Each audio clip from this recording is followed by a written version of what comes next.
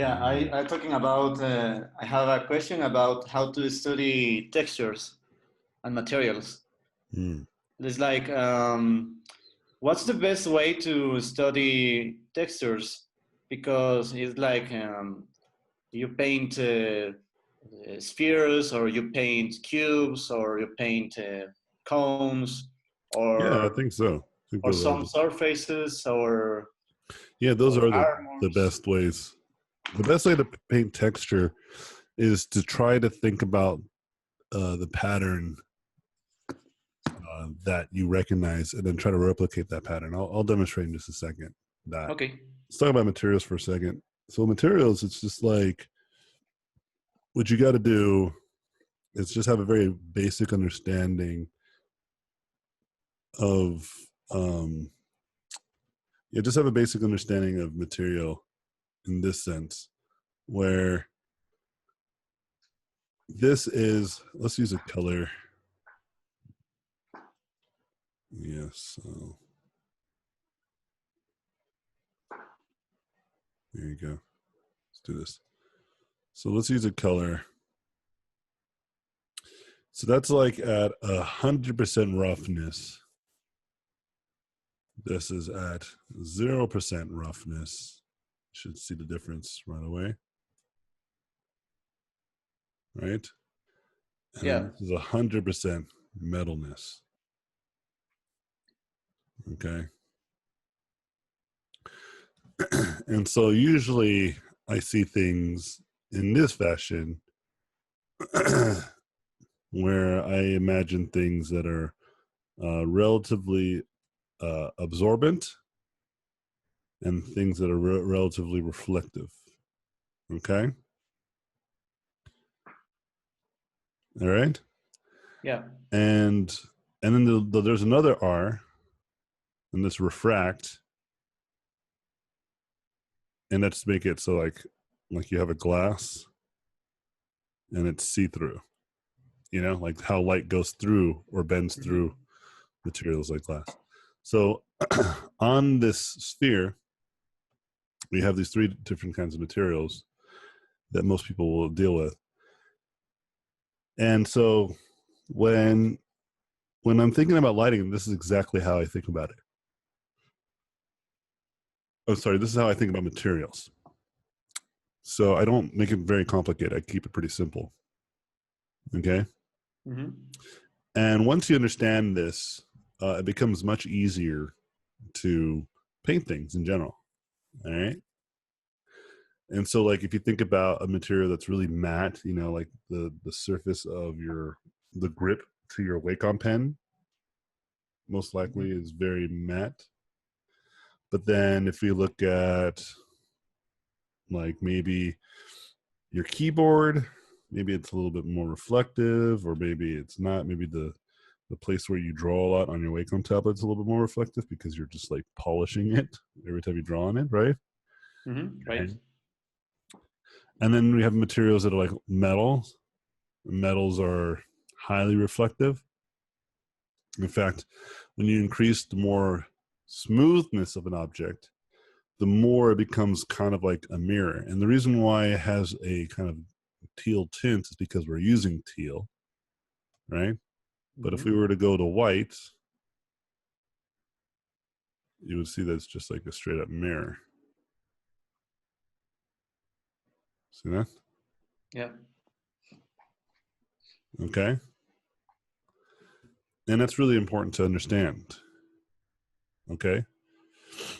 And all that's happening with these other materials is that light is bouncing and being absorbed. Most of the light is being absorbed except for this teal color, right? Right. And the more metal it is, the more that teal color really reflects back to almost make a mirror image of the environment around it. So that's pretty much how I paint my characters. Okay. I think of it that simply. And I like to use a 3D model because it just makes it so simple to understand. But when it comes to textures, let's look at like chainmail. right? Because that's pretty aggressive texture. Let's look at this one. All right. So what's the pattern? You see the pattern? Yeah, it's like rings or something like Yeah, that. like rings. Yeah. Here. Is there anything else that we can get from this? Mm, It's no, it's only reflective. Wait, someone says Reflective a something. bit. Huh? It's What else? reflective. Yeah, there's some reflection there. What else? What was the other comment? Was there not another comment? Yeah, reflective properties, rings, got it. So then I'll try to find ways to create this rapidly. So I can see like an S pattern. See that? Mhm. Mm. I think that would be good. Let's try that. So let's say I have a character.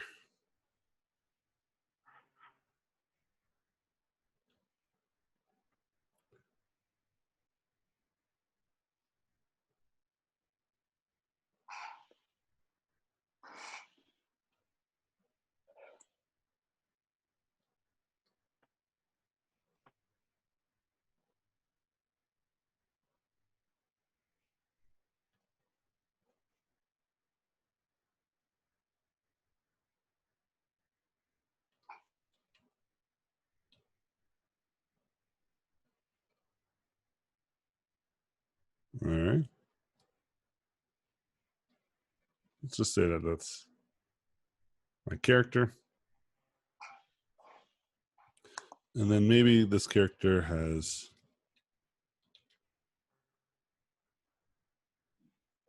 chainmail on their arms.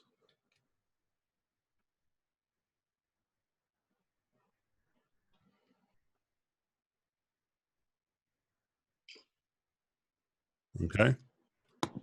Okay. So Yeah. the way that I paint this texture would be like doing what I suggested. Draw the S. It's like a very rounded S. So let's keep doing that. Let's do it over here.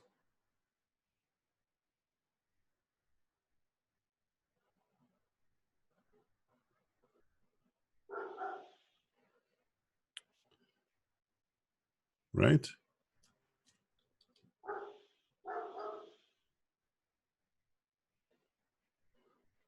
And it seems to be working pretty good. Maybe I'll go back and look at the reference to see if I can do even a better job. Right? And I already kind of like, I put on its own layer because I realized it should. Yeah. So I can do it faster. And then I can like get the corners. I'll just do it by hand. And so once I've done this, then it's just a matter of like making it look like it actually is wrapping around the form by putting the appropriate lighting on it. Maybe we'll cut this off here. And just say that there's some sort of floor design here, whatever. Right? Mm.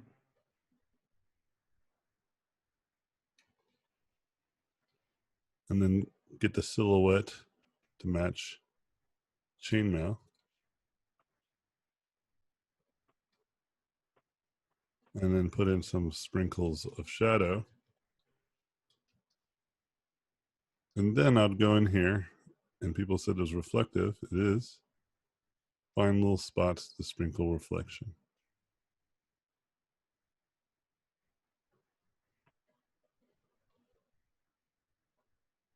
And what's great about this approach is that I didn't have to use any photo textures or anything, right? But obviously it's faster if you do. But the reason why I show it this way is because I'm trying to teach you a pattern of thinking that hopefully you could see why it Yeah. has an advantage. And I was talking a lot about this earlier, right? I believe it was Alec. You know, Yeah. where study, man. And so if we look at it from here, it looks like chainmail, right? In fact, Yeah. even the more zoomed out we are, the more it looks like chainmail. Mm. I got the essence of what it looks like, you know? And I do that because I'd rather know how chainmail can be replicated, so that way if I like put a Photoshop like texture in there, then I can manipulate it. I can add to it, you know? Which is usually what I would do. I would usually put in a photo of chainmail because it's just much faster, right? Right. But knowing how to paint it at some basic level is incredibly powerful and very useful, right? And once you do it once, to be honest, you can then just take it and start putting it. Whoops. You can start taking it and then putting it everywhere. And the beauty of this, of this approach is that it matches your style. You know what I mean? Yeah, because you are painting, Yeah, you because photograph your own drawing. yeah, because you painted it yourself, so you can go in there and correct it in places, right? And it looks consistent.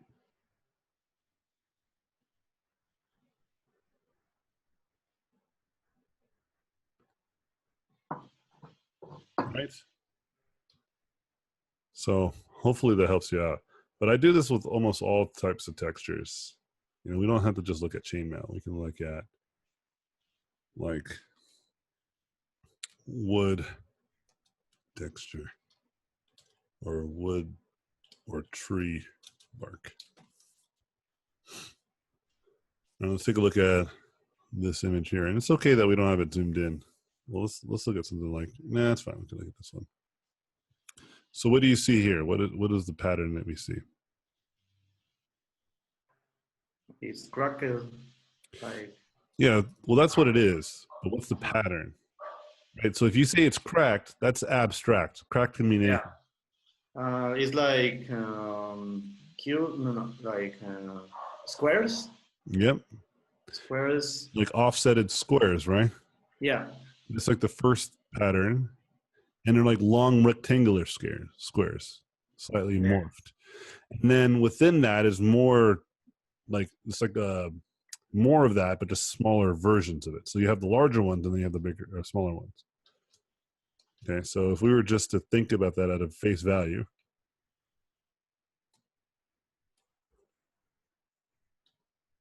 right? If we were to just do the longer ones, or the larger ones, I mean, and I think some of them, it wasn't continuous. It wasn't always going through.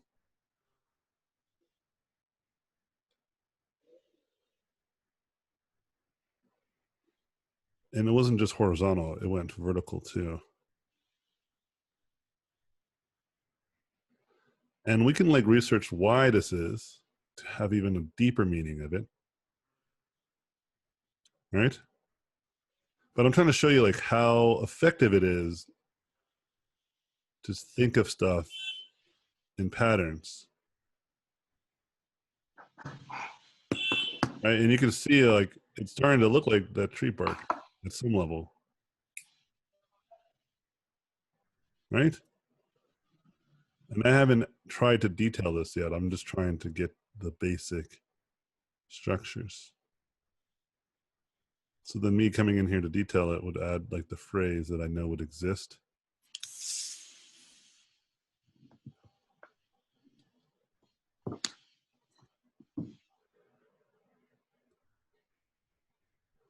So it's like kind of like procedurally painting your tree bark by using these simple methods.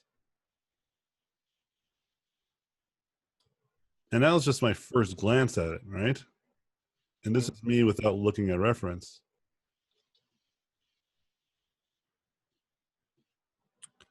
I think I can totally. Oh, see you later, Dagu. I can totally get better at painting bark by observing it more. Right? Mm. Now we have this basic tree pattern to work from. And again, when you would apply it onto your own designs, it allows you to have some sort of system to add to it. You get it? Yeah. So if I go back and look at it, I say, what else? Oh, you know, there's these phrase. There's a lot of these like stems. Maybe I'm missing that.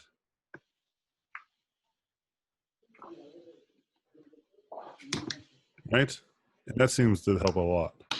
These corners that are like cracking into stems.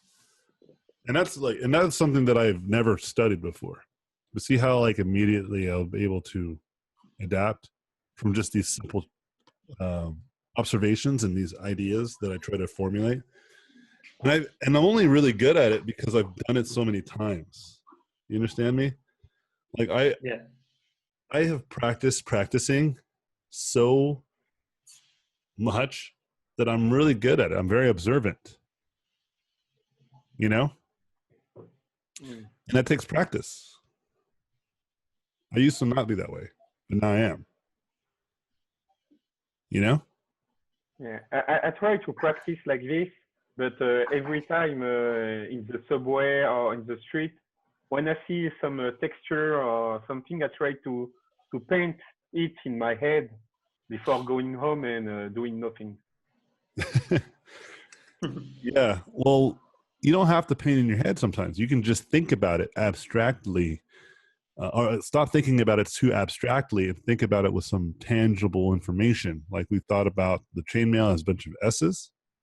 I thought about this tree bark as like this fractal rectangular patterns that are offsetted with the cracks doing the same thing. And then we added the stems, right? Thinking of stems like the tree stem, things that I can visually think about in my mind, you know? And so that this is really useful tools to being able to paint stuff. Okay. All right. Demo time. Hi. Okay. Thank you, any Anthony. questions? Yeah, no problems. Alec there is a question from Alec. He said, "What's your take on using many layers versus painting on a single layer?" Did you understand? Yeah, I use as many layers as I need to. So if I work on a project where it has a lot of character variations, then I use a lot of layers, or it has like a lot of different armor sets, or it just makes sense to just use layers. And then I use single layers just for my own work because I don't really care, because I know I'm not going to make any more changes, so it's just done and did. A way that I suggest people think about layers is, again, it's less about output. Remember that. I'm sorry, less about input. It's more about output. Remember that specifically. No one other than other artists generally ask you how you did something. You get it? Like if you're working for a client and you submit some really cool concepts, maybe if they're really impressed by what you submitted, they'll ask, right? But mostly they'll just be like, great, this is what we're looking for. You know? They're not going to be like, well, did you use ZBrush? Did you photobash it? Did you use DAZ 3D? Did you use VR? Did you take these pictures yourself? You know? What brush did you use? These questions are never asked, or rarely asked. I think the question from Alec was more for what is the best option, you know? Yeah, that's what I'm saying. It doesn't matter. Whatever gets you the work Yeah, whatever gets you the work there. It's only artists that create these weird limitations of like, I'm only going to paint. I'll never touch photo bashing. Okay. Then you've just limited yourself for no reason. I think, I guess my question was more, I think I do a lot better when I'm given like a box to play in versus every option's open. So if I limit myself to a certain amount of choices, it becomes like a design problem, and then I can approach it like that. I don't know. I just wanted to on it. Yeah, I get that. Yeah, and that was one of your critiques to yourself, right? Like you should have more limits. Yeah. And if that's what you know about yourself, then do that. Yeah, that's kind of what I'm trying to steer myself towards. I just don't have anybody to actually like be the art director in the situation that like can identify and diagnose my problems and give me a way out, I guess. Yeah, totally. So here's the problem that you're going to face then. You will have an art director, and the art director might not even give you the tools you need to do it. Right. So what are you going to do then?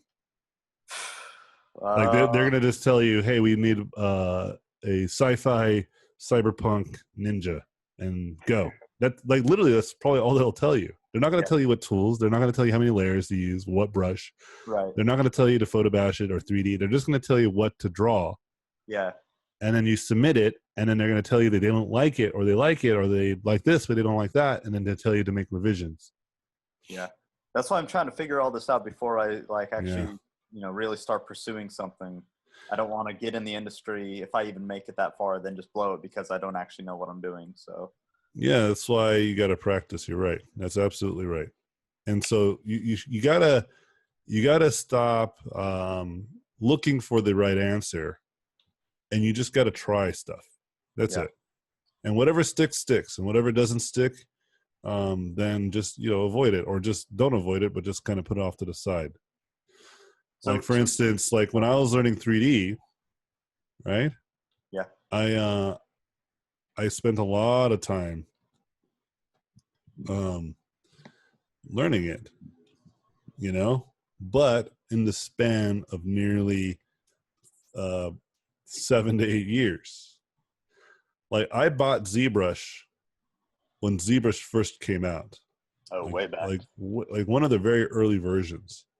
Like I was messing with ZBrush before I actually bought it, but then I bought it. I think like 4R5, which is like a long ass time ago. And I finally actually bought it when I had money. But I used to use the school version when I went to school. And the point I'm making is that I would dabble in ZBrush often, Yeah. And I did it so often that I'm now, I use it all the time. I use ZBrush. I'm very comfortable in that software. So if I feel like, okay, the task at hand needs me to have like a really nice 3D model or sculpture, then I'll just do it in ZBrush. Nice. Because I can do that. But I already decided that I wanted to be a painter, a character concept artist, and I wanted to paint most of my designs, right? Yeah. And I wanted to do it quickly. I wanted to be fast at it. But can I add something to this words? I'm about photobash. It's not bad, but in long term, didn't you think that when you will draw much more by hand, in long term, it will be better for you as for an artist? I'm not sure what you were asking. Can you repeat it? Yeah, I try. Sorry for my bad English. Nope, unexcusable. Learn English faster. Yeah. I'm just kidding. Go ahead. Try again. It's about photobashing. Uh-huh. And I know when you use photobash, and I'm not against it, you did your works much faster and much more realistic. But in long term, when you draw much more by your hand, it's like your practice. Then you'll be better by drawing such stuff, and you will be better like an artist and painter you will draw more by your hand, not using photo brush. I see. So you're saying that it's when I you just want to ask you about what from this yeah, angle. let me rephrase that question to see if this is what you're asking. You're saying that if you draw and paint, you learn more than if you just use photo bashing. Is that what you're trying to say? Yeah, I think. Okay. And the answer is no. The answer is that you don't learn necessarily more from just photo bash or from painting than if you were just a photo bash. Okay. I think I understand why you would think that. And it makes sense that if you paint everything by hand, right, that you have a fuller understanding of lighting and form. But the reality is you can still learn all that stuff through photo bashing, right? You really can. Yeah, you're right, I think. Okay, you really can. And so it's not even that it's even faster or better. It's just that there are different strategies. Okay. So my approach to things is more having metadata, right? So metadata in the scientific world is where you collect a lot of the scientific papers and research that's out there on a specific subject. You collect it and then you kind of average out the results. That's metadata. That's how we can predict and do things on a very high scale level with metadata, because then we have more like different angles, some people who are biased, some people who aren't, some people who did objective studies, people who did subjective studies, but all that stuff will be ironed out through the metadata, right? You have people doing their own independent studies, you have people doing funded studies, etc., right? Yeah. And then you add all that metadata up, that's when you have like the scientific consensus. So that's why whenever people will argue like, well, you know, it's 97% of people believe that climate change is real, right? Scientists. It's like, it's just a consensus. I hate when people do word games like that. They treat it like it's just an opinion. No, the consensus is 97% because out of all the studies and research, the majority of people, independent from each other, most of them seem to come to the same results, right? Yeah. And that is very powerful information. That's very reliable information. Okay. And apparently that number is wrong. It's apparently 99% consensus. Almost 100% people, the scientists, people who are meteorologists and weather scientists and climate scientists are all in agreement that climate change is man-made and it's spiraling out of control. Right? Yeah, but Trump didn't think so. Yeah, I know. It's stupid. But my point is that that's how I approach art, right? Yeah. I paint, I draw, I photo bash, I use 3D, I collect as much data as possible so that I know what's the best approach in specific situations. And when I learned more 3D, I got better at painting because I understand forms better and I understood perspective better, right?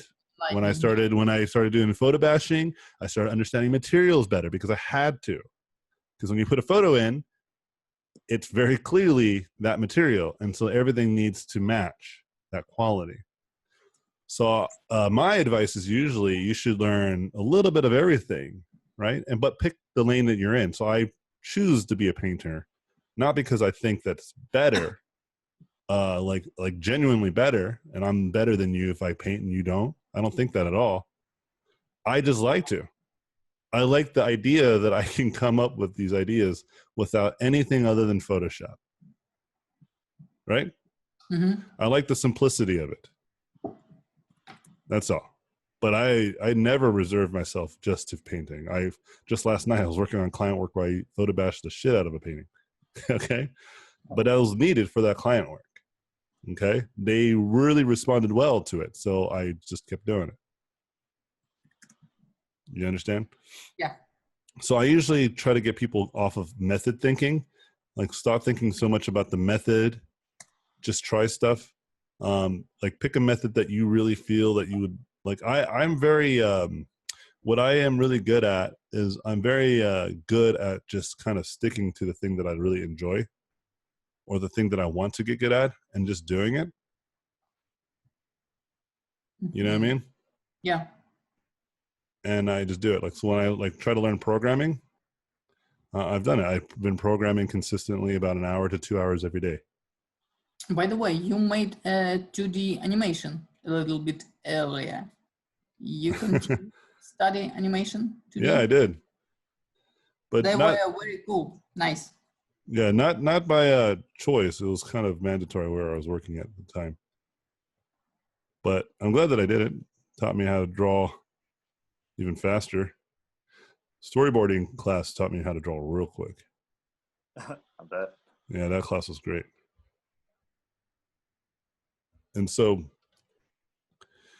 you see kind of the point I'm making though, right? Like you gotta like I can tell you what I personally like, right? I like to paint. I like to use very few layers. I like to keep things pretty simple, but that might not be the way for you. There's no way of me knowing that for sure, right? Mm-hmm. And any artist that says this is the way you have to do it, like when Feng Zhu says you have to do it in 3 to 10 minutes, I would debate that. Okay? Yeah. I don't think that's very practical. I really don't. Okay? And he can do it because he's freaking a 20-year veteran in the industry. He's really extremely skilled. It's like if Usain Bolt said, if you want to run like under 10-second 100-meter dash, you just got to sprint every day for about 2 hours. Like nobody can start off like that unless you're already an Olympic athlete, right? Yeah. And so I say a good amount of time for a thumbnail is 30 minutes, but I would say no more than an hour. And that's objectively speaking. That's not my opinion. I think if you go beyond an hour, that defeats the purpose of a thumbnail. Then it becomes a sketch, right? Mm-hmm. Like a thumbnail should be quick. So 30 minutes to an hour seems reasonable because if you were to do a character design in a day and you had an 8-hour work day, you can do about 8 to 16 variations. That's really good, right? Yeah. That's reasonable, and I think most people can obtain that. You know, I myself can do things in 5 minutes, right? But I know that that's not practical. I think it's to teach. Meaning, like I'm not trying to teach that. Right. I think when he says thumbnail versus sketch, it's a different use of the term. So like, I think like his sketch would be your thumbnail. You know, like he does thumbnails and it's like a super doodle. Then Gotcha. When he actually spends the half hour to an hour on it, it becomes a sketch. So I don't know. So if that's the way that he's defining it, then I would agree with that. Yeah. Right. Right. That you should like nail down the idea relatively quickly and then begin to render it. I like to say thumbnails because I think a sketch should be almost fully done. Okay, that's fair. Right? Because that's the most reliable way of doing it. Yeah. Because most clients don't know what they want. You understand? Yeah. And if you give them what he would define as a sketch and what I would define as a thumbnail as a sketch, and then they say, that's great, now render it to be a little more refined, it's too far away from what it's supposed to look like. So like this to me is a thumbnail, right? Right. So everybody who's looking at this, there's no confusion, right? There's like no confusion of what I'm trying to go for here. Right. You know, like, yes, if we were really to zoom in, maybe we can really see the kind of the atrocity that I've made here. Right. But when we zoom out at the place that I think at a thumbnail stage, my client will have a really clear understanding. Like this guy has some tumors. He's got some scarring. His eyes are offsetted. He's got some really jagged, but very long teeth. Yeah. You know? Yeah, I think that, the image is clear. So like if my client says, I don't like the long teeth, I know exactly what he's talking about. Right. You know? Yeah. But if you keep it too loose, then the long teeth could just be a bunch of brush strokes. We don't really know if they're teeth or not, you know? And that's really hard to navigate as the artist. And it's not entirely your client's fault. You gave them a Rorschach test. Right. you know? Yeah, that's actually a really good good way to put it. The Rorschach test. Mm-hmm. And to be honest, you've given yourself a Rorschach test. Yeah. And I've talked about this before. If you have a hard time taking your thumbnails to final, that means you've given yourself no information, right? If you rarely can take a sketch, like every time you paint, it gets worse. It feels like it gets worse. Yeah. It's because you don't even know what you even started. Like I know that if I keep painting on this, it's not going to get worse. It's going to get better because I already defined this image in like the first 5 to 10 minutes. Yeah. And all I'm doing now is just refining the ideas that I already put in place. That's all I'll do now.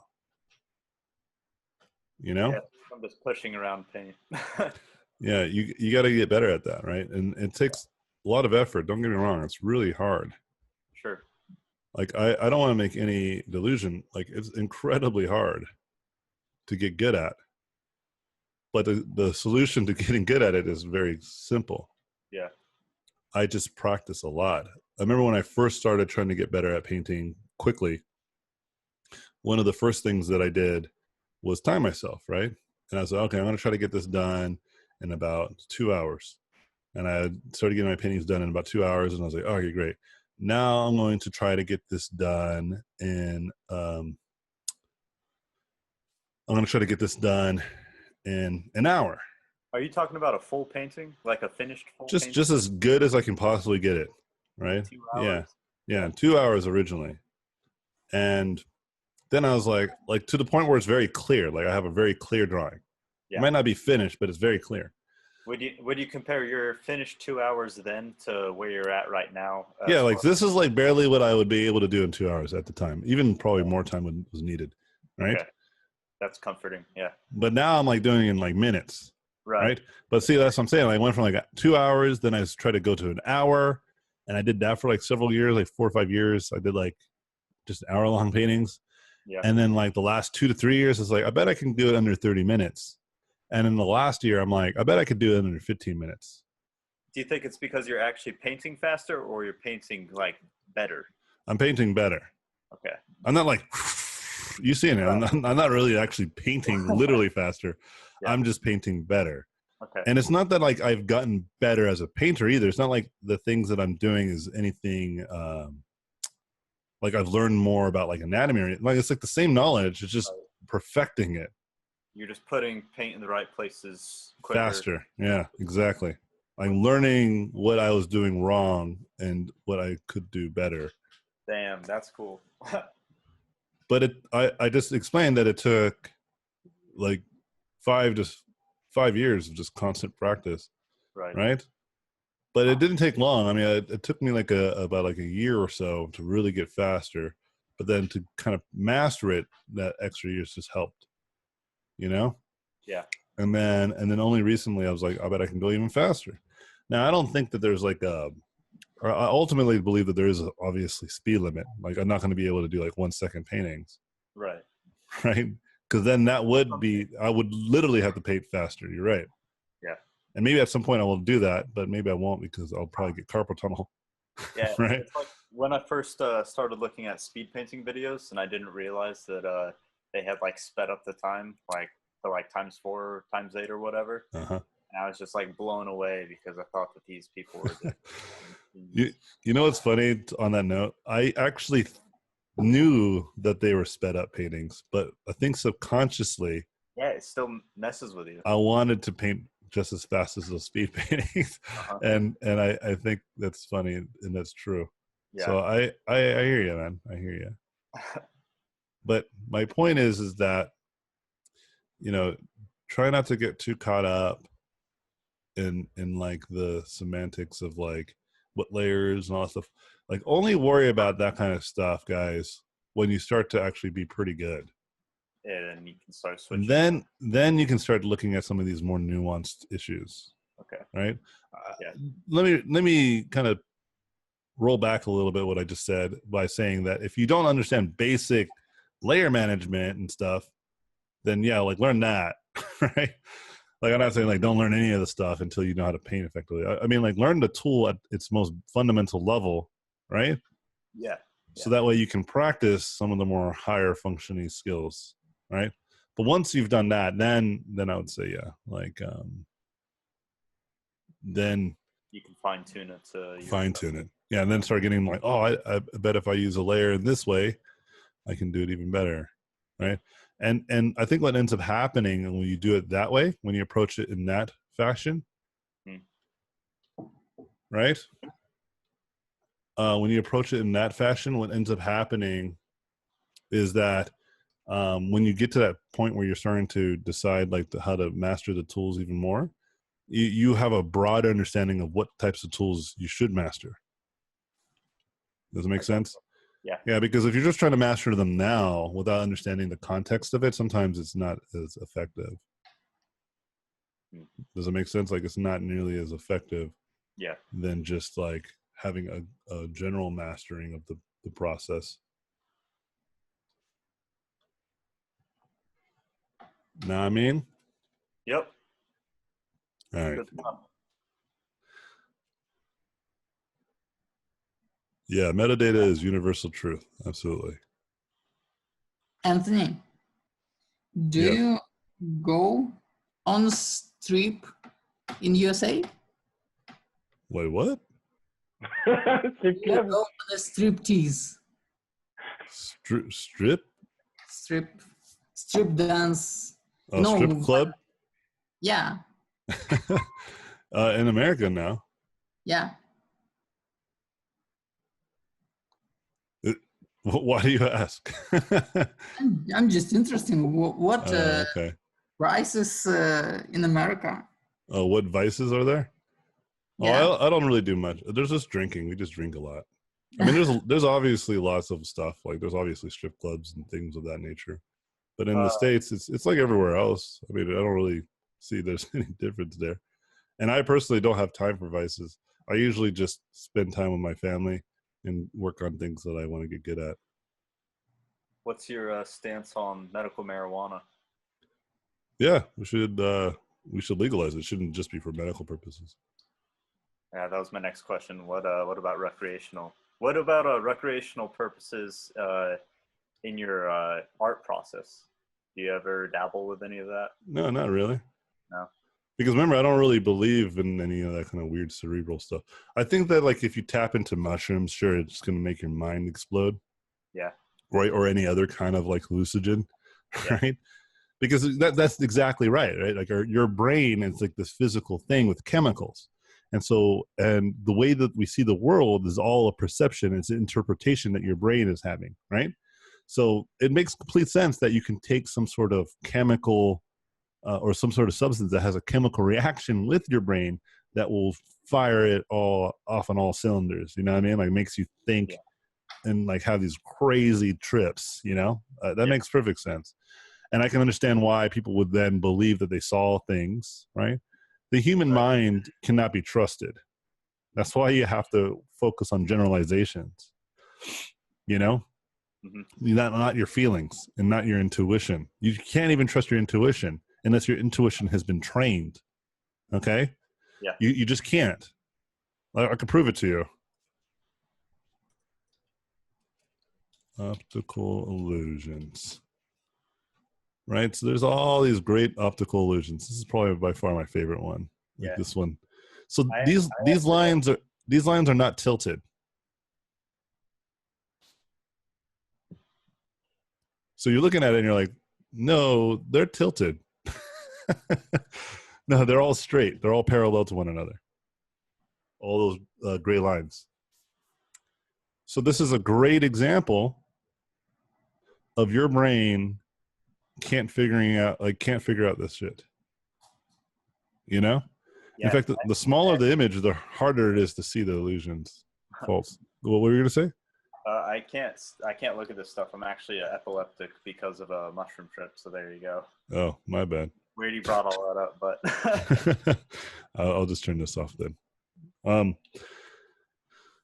Yeah, well, that makes sense to me too, that you can mess up the chemicals in your brain as well. That's totally a thing. That's like people have anxiety and depression. This is a chemical imbalance. There's a cure for this. You know, eat more vegetables. Right. and take less drugs. Unless And sometimes you're too far gone. Like if you've already lost your leg, it's not like you can grow another one. You know what I mean? And so, but I'm a big believer that drugs and all that stuff, I mean, even some of the hard stuff should be legal, right? And that's very unpopular opinion, I understand. But the reason why, Yeah. huh? I think the same as you. Yeah, and I had a real heated debate with my friend about it, and he was just like, he couldn't believe. He's like, "Have you seen what happens to meth addicts and all that stuff?" And I was like, "Yeah, I don't doubt that meth will fuck you up, right?" I'm just saying that when you make stuff like this, the things that are that people can do by choice, illegal, right, that are not necessarily harmful to others, but mostly harmful to themselves, it actually makes it worse for them. They'll get drugs that are laced differently, and there's no regulation of any kind, right? If you can regulate meth, it doesn't all of a sudden mean that I'm going to go to the store and do some meth. Just like the same reason I don't smoke cigarettes. Why the hell would I do meth all of a sudden just because it's legal? Cigarettes are legal, and I don't smoke, right? Well, there's also no education behind it if it's not legal. Yeah, you don't put any kind of regulation. You don't put, like, recently there was some sex trafficking laws that came into place that make it harder for sex traffickers to use online websites to flag and to, well, not sex traffickers, I'm sorry, sex trade people, like people who sell sex, right? Prostitutes, essentially. Legally or illegally? They're making it more challenging for people who want to sell sex, and it's already kind of illegal in many states in America. Right. And that's another thing that's just like, I don't get, like, that especially, like, I understand like meth, there's a strong debate there, or cocaine, or any of these like really high potent drugs. I get it. But at the same time, we give people like high potent drugs through pharmacy. Mm-hmm. They're nearly as bad, you know, and they're completely illegal. Epidemic right now. Alcohol is very bad too. Huh? Alcohol. Yeah, alcohol is pretty bad for you, man. I mean, you might not want to believe it, but it really is. and yet people are cool with it, right? And so I understand there's like differences, like the addiction level, but you can do like what we did here in the States. And when we made if you made cigarettes illegal, it would be a travesty. And if you made alcohol legal, which we tried, it demonstrated what happened. People got fucking crazy, and there was these underground beer sellers. Can you imagine? That's crazy. That sounds like what? But it happened. I think Kennedy, America's one of America's presidents, his father was founded on out loud sold alcohol. Moonshine. Yeah, moonshine. Right? Isn't that crazy? Like, what? Alcohol was illegal? Yeah, it's just kind of silly. So that's how I feel about a lot of stuff. I'm really big on civil liberties. Right? I think people should have the choices and don't baby everybody so much. Right? But at the same time, yeah, you're right. We should have education along with that, so we don't just send people out into the wild with no understanding of the dangers of the world, right? Yeah, and when you legalize something, you have more control about this, and you can clearly talk about this in public and educate your society on this topic. Yeah. So I'm not against it. I think it's fine. If you do mushrooms, that's cool. Obviously, too much of anything is bad. Yeah. Too much water can fucking kill you. So, right? And so, yeah, that's how I feel about it. Yeah, I lean politically left center, meaning that I'm a big fan of civil liberties, freedom of speech, these types of things.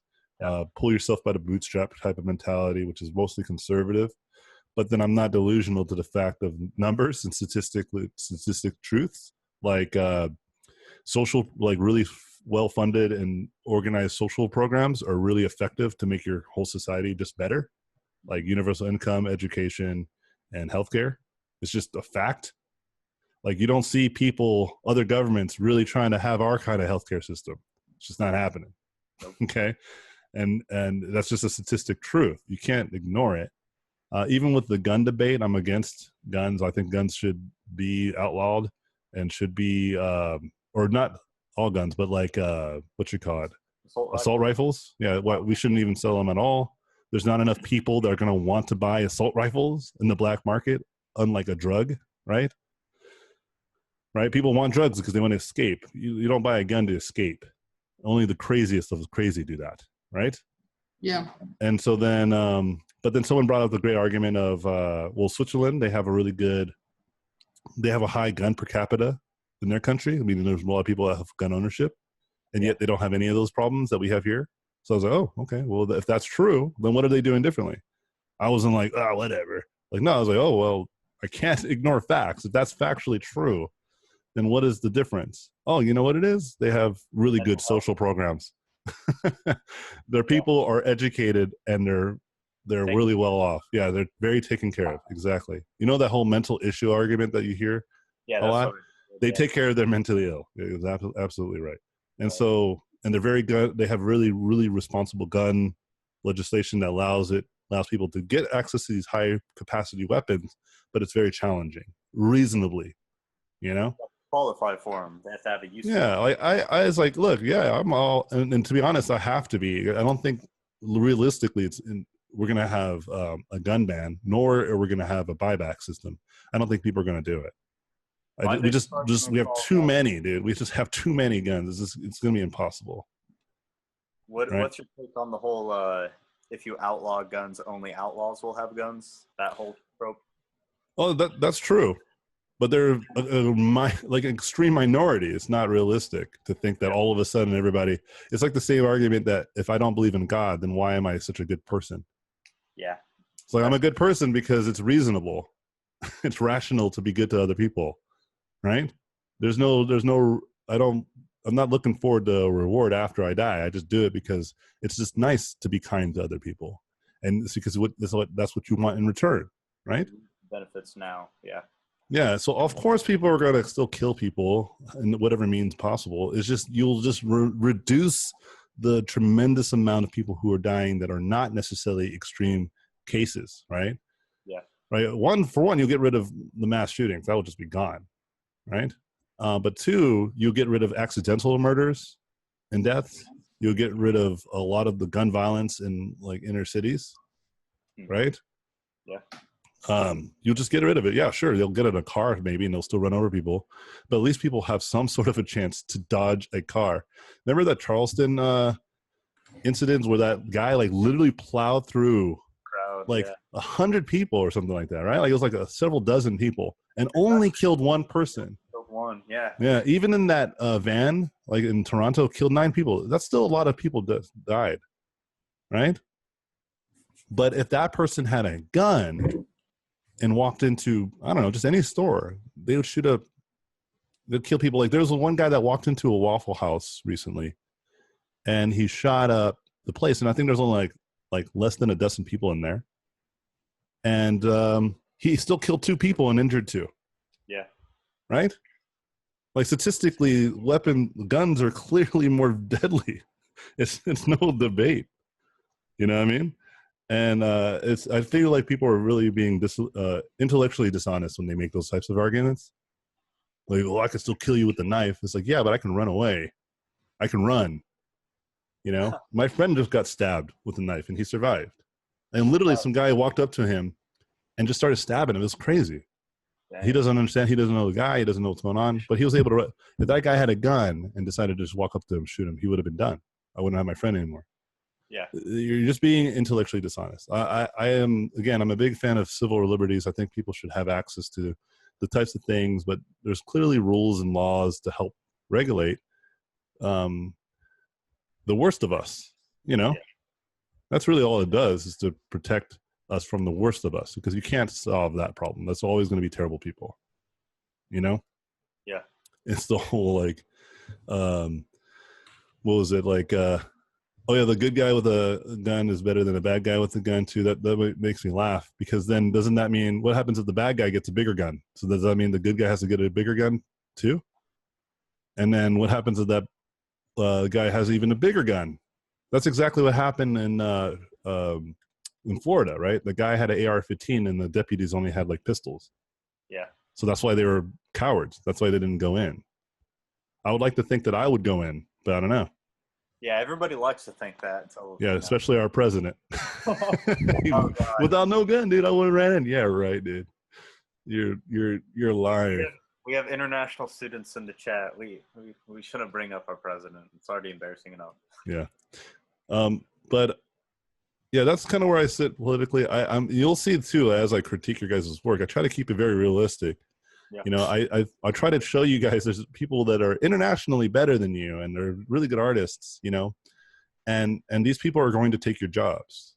And they should because they're better than you. That's what I like about the free market, and especially in our industry, specifically the game industry, is that the free market is usually not judgmental. It doesn't care about your race, your gender. It only cares about is your skill. Now, don't get me wrong. I'm sure there's some places that are like, ugh, I don't want to hire brown girls. I'm sure that's true. But here's the reality. They're going to fail. Not because they're racist and sexist, but because they literally limited themselves to a whole half of a population of people that may provide a service to them that would explode their company. Blizzard hired Laura Austin, the great illustrator, not because she was a female, but because she is an amazing illustrator. She is one of the best illustrators in the world. What's her name? Laura Austin. I'm sure you know who she is once you see it. Yeah, she's very good. Yeah. Like if I was hiring a company and I could afford her, or if I had a company, I could afford her to do illustrations for my company. I thought it's man, the illustrator. Yeah. She's very good. I gotta go pick up the kiddos. Oh wait, hold on just a second, guys. Цей чувачок, що ілюстрацію до красуна малює, типу найкраще, це, оказується, дівушка.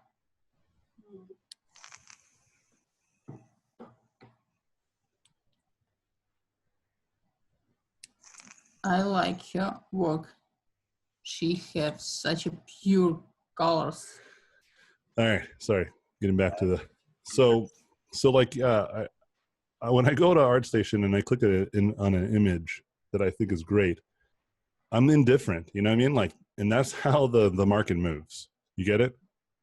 Yeah. And that's a conservative standpoint, and I think sometimes people forget that it's just true. You can't ignore it. You know, it is kind of ironic because you see people complain on that same side on the right because they're like, the people overseas are taking our jobs, but then at the same time they're all about free market. That's the great irony, isn't it? And so I'm only focused on the free market part because it's just true. There's just a lot of facts behind a lot of services and things really benefit and innovate themselves through free market, right? Not all things.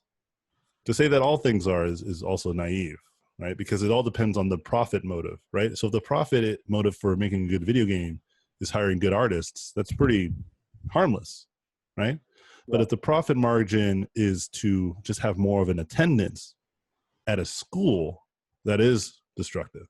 Because then you don't really care about the results, right? You only care about how many people show up to your class and spend money. And that's how the college system here is in America and most private college systems. And that's why it's a tragedy, you know? Did you go through a regular state-sponsored art program, or did you go to? No, I went to a private one, man. I went to Art Institute, which was a huge mistake. Yeah. The only thing I got out of it was I made really close friends that I've made that I still keep in touch with, you know? But I didn't need to spend $45,000 to do that. Yeah. How long did you last? Was it one semester? Did you I did like a year and a half, then I dropped out because I was like, this is too expensive. Yeah. So, but yeah, see what I'm saying? Like Laura Austin, she's one of the greatest. Yeah, you know? She's awesome. And there's many like great female artists from different countries, male artists. Like it doesn't matter. When we go to ArtStation, it's not saying, oh, this is all, by the way, this is done by someone in Iran. You know, it doesn't matter. We can go and see this person's from South Korea. We don't know if they're male or female, and it doesn't matter. Yeah. Right. If I have the resources to pay this person, I will. Right. For like the specific like illustration, sure. You know. And you guys have to be very wary of that. Like the market is globalizing, so you need to become a global badass. You know? I like it. Trying to. Yeah. And you know, a lot of my students are international, and that says a lot, you know? Like I always have a 50% or more of my students coming from different countries. So, I mean, I'm not discriminating. I'm not trying to only teach international students. It's just how it is. And that's why I don't have sympathy for my fellow Americans sometimes. You know, I'm just like, you have all the same opportunities as many of these people. In fact, you have more. Take advantage of it, dude. You know? And so, with that being said, though, I got to go. I got to watch the baby. But great talk, guys. You guys have a great weekend and a great week. I'll talk to you guys extremely soon. All right? All right. Thanks. Peace out, friends. Take care. Thank you. Have a good one. Thank you. Thank you. Goodbye. Thank you. Goodbye. The last thing that said was Max said sex workers. All right. Later. Later. Thank you for watching this video. I appreciate it. Please subscribe to watch more in the future. If you like the video, I would appreciate a thumbs up. If you like this content, you can go to my website, robotpencil.net, where you can find mentorships, tutorials, and a Patreon to get more exclusive content. Thanks again, and I'll see you guys in my next videos.